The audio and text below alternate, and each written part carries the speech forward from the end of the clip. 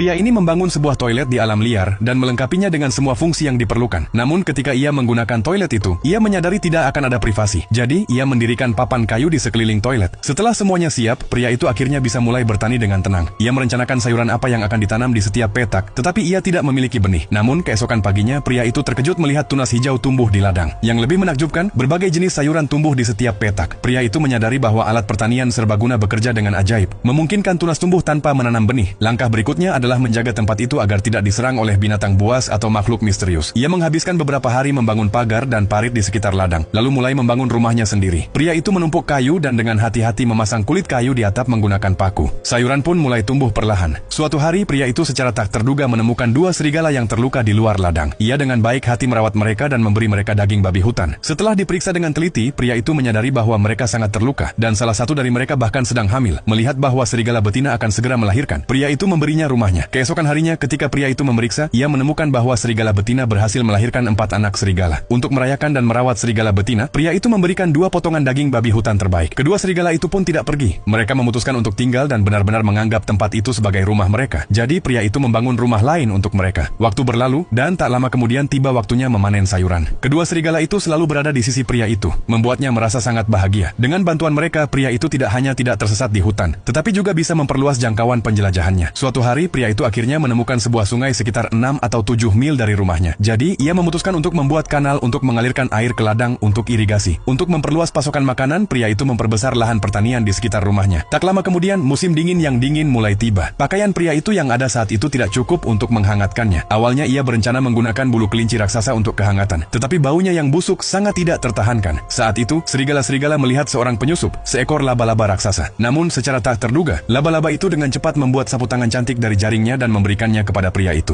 Laba-laba itu menetap di pohon dekat situ dan bahkan membuatkan jaket hangat untuk pria itu. Untuk menunjukkan rasa terima kasihnya, pria itu memberi laba-laba itu beberapa kentang. Dengan cara ini, pria itu berhasil melewati musim dingin yang dingin dengan selamat.